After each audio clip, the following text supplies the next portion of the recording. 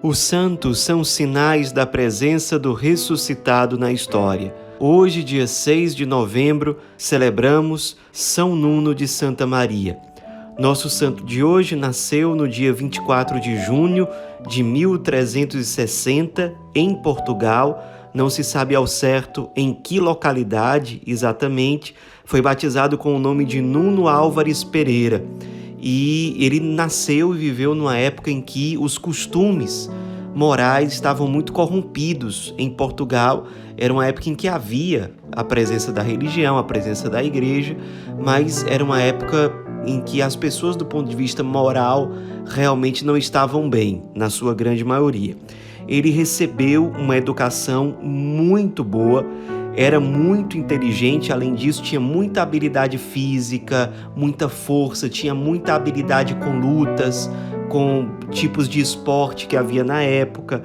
E com 13 anos de idade, a partir de todas essas qualidades que ele mostrava, ele começou uma preparação para se tornar um cavaleiro. Pouco tempo depois, ele ingressou na corte real e se tornou pajem da rainha da época, Dona Leonor. E ali, na corte, ele passou 3 anos e meio. E sempre se destacando na cavalaria, na formação para essa missão. E ele gostava muito de ler, especialmente livros sobre cavalaria, Dom Quixote, por exemplo. E ele se identificava muito com o personagem Galaás, da história do rei Arthur. E esse personagem era celibatário e, inspirado nesse personagem, ele decidiu viver uma vida celibatária. Só que o pai pressionou muito para que ele casasse com uma prima chamada Leonor de Alvim, que era uma jovem viúva. O pai teve que lutar muito porque ele não queria, mas no fim das contas ele aceitou. Com 16 para 17 anos de idade, ele se casou com a prima Leonor, conseguiu uma aprovação do Papa, liberando esse casamento com a prima, já que eles eram parentes. E como casados, eles tiveram uma vida muito pacata. Ele inicialmente, ali dos primeiros anos, se dedicando muito mais à administração das propriedades da família. Eram 2 famílias muito ricas que se uniam ali. E ele, sempre muito piedoso, profunda vida de oração, gastava muitas horas por dia em oração, ia para 2 missas por dia, era muito piedoso. Sempre que ele viajava para ir resolver algum negócio, alguma coisa desse tipo, ele sempre fazia questão de levar um padre junto, para que ele nunca deixasse de ter a missa, de comungar diariamente e, na maioria das vezes, 2 vezes por dia. Inclusive, ele criou o hábito de se confessar diariamente. Ele, de fato, tinha uma piedade muito grande. Depois de mais ou menos 1 ano de casado com Leonor, eles tiveram uma filha chamada Beatriz. Depois eles chegaram a ter mais 2 filhos, os 2 morreram muito cedo, de forma que somente Beatriz sobreviveu e chegou até a vida adulta. E o momento que marca a vida de São Nuno foi quando começou uma guerra muito pesada entre o Reino de Castela, onde hoje fica a Espanha, e Portugal. E ali ele mostrou muito claramente as suas habilidades como guerreiro, como general, como militar. Ele esteve à frente de muitas batalhas. O exército de Castela era muito maior do que o exército português. Mesmo assim, muitos membros do exército de Castela morreram, enquanto que, durante um bom tempo, nenhum soldado português morreu. Na época, Dom João I era o rei de Portugal e cada vitória que batalha ia tendo, o rei ia confiando novas responsabilidades a São Nuno. Ele era um líder militar realmente extraordinário. E uma coisa que chamava atenção é que ele se preocupava muito com a espiritualidade dos seus soldados. Então ele fazia questão de levar padres ali para as batalhas e para as preparações das batalhas. Ele fazia questão que todos os soldados se confessassem no dia anterior à batalha, que eles, sempre que possível, participassem das missas. Ele mesmo, nos períodos de batalha, continuou sempre que possível participando de 2 missas por dia, e muitas vezes, quando se tratava de uma solenidade litúrgica, ele chegava a participar de 3 missas no mesmo dia. Ele zelava muito para que os soldados vivessem a castidade. Ele teve muita resistência ali, inicialmente, mas no fim das contas deu certo. E também lutava muito para que os seus soldados não caíssem em vícios, como a bebida, os jogos de azar. Ele fazia questão que os seus soldados fossem homens íntegros, no sentido pleno da expressão. No fim das contas, depois de todo esse serviço dedicado a Portugal, ele recebeu um título muito raro na época, foi o título de Condestável de Portugal. Esse título fazia com que ele fosse, na prática, a segunda pessoa mais importante de Portugal, logo abaixo do rei. Então tinha um rei, que era a pessoa mais importante do ponto de vista hierárquico, e logo após o rei vinha São Nuno, como o Condestável de Portugal. E ele, a partir disso, não esmoreceu no cultivo da espiritualidade. Pelo contrário, continuou se confessando diariamente, continuou participando da missa 2 vezes por dia ou 3 quando se tratava de uma solenidade. Além da confissão diária, ele fazia durante um ano 4 confissões gerais, pegando pecados cometidos durante toda a vida dele, rezava a liturgia das horas.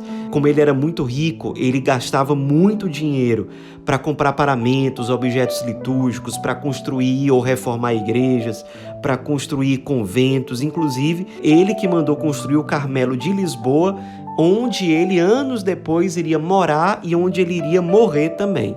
Ele costumava sempre levar para o seu trabalho, principalmente para as batalhas, relíquias diversas. Por exemplo, ele sempre andava com uma relíquia que era um fragmento do Santo Lenho da Cruz. E também relíquias de vários santos, Santo Agostinho, São Francisco, Santo Tomás de Aquino, dezenas de santos que ele tinha relíquias, ele guardava na casa dele e muitas vezes levava essas relíquias junto com ele.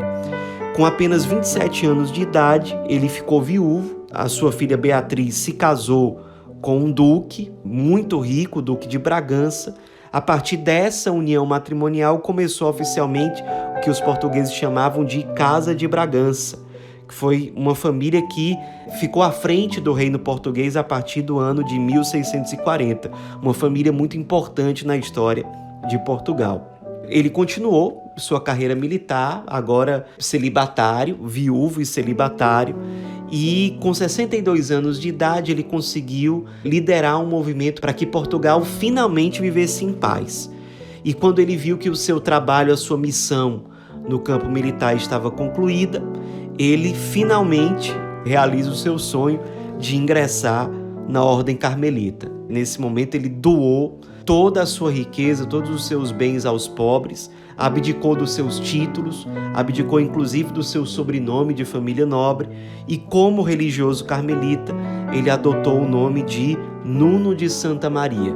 Ele, de fato, viveu uma vida enclausurada com muita fidelidade, vivia uma vida de profunda pobreza, de muito despojamento, de muita penitência, fazia jejum geralmente 3 vezes por semana, fora advento, quaresma, que aí ele fazia jejum praticamente todos os dias. Tinha uma vida de oração muito, muito profunda sempre. Teve uma época que ele quase saiu ainda do convento para liderar mais uma batalha militar. Mas quando o inimigo militar soube que ele estaria à frente do exército português de novo, o inimigo desistiu e aí ele pôde continuar lá no convento dos carmelitas. E ali ele teve uma vida muito santa, ele era muito querido pelos irmãos, pelo pessoal todo do convento, ele era muito admirado pelo povo português. O povo português sempre foi muito grato a ele e, ainda em vida, tinha Nuno de Santa Maria como um verdadeiro santo. Um homem que serviu muito corajosamente, muito fielmente Portugal e que se santificou no fim das contas com uma profunda vida de penitência, de oração, com um grandíssimo testemunho de fé. E depois de alguns anos ali, no Carmelo de Lisboa, ele segurando uma vela com a mão esquerda, uma cruz com a mão direita, ele já muito debilitado pediu que fosse feita a leitura da paixão de Nosso Senhor, segundo o Evangelho de São João, Isso ele já tinha quase 72 anos de idade, tinha 71 anos e 11 meses. E quando foi lido o versículo do Evangelho de São João, no capítulo 19, eis aí o teu filho, depois dessa frase, ele morreu. E logo em seguida o seu corpo foi exposto para a visita e a veneração dos fiéis. As pessoas automaticamente, de fato, já o veneravam como santo, pediam a intercessão dele, pediam graças, se inspiravam na vida de santidade que ele teve. E, no fim das contas, ele foi beatificado pelo Papa Bento XV no ano de 1918 e canonizado no ano de 2009 pelo Papa Bento XVI. Nos inspiremos nesse grande homem, nesse grande português, que foi fiel à sua missão de militar e conseguiu ser fiel santamente, não só se santificando através do seu trabalho, através do seu amor à pátria, através da sua vida consumida pelo seu país, mas levando outros à santificação também. Os soldados, aqueles que trabalhavam com ele, sua família, como marido, como pai, e depois como religioso, um homem de profunda vida de oração, de profundo amor ao Cristo, à igreja, de profundo despojamento, de profunda pobreza, apesar de todos os títulos que ele tinha, de todo o reconhecimento, de todo o sucesso. Nos inspiremos para que, sendo fiéis aos nossos deveres cotidianos, por amor ao Cristo e à igreja, nós realmente consigamos a nossa santificação e arrastemos muitos, todos aqueles que o Senhor quiser, também para a santidade e para a salvação. São Nuno de Santa Maria, rogai por nós.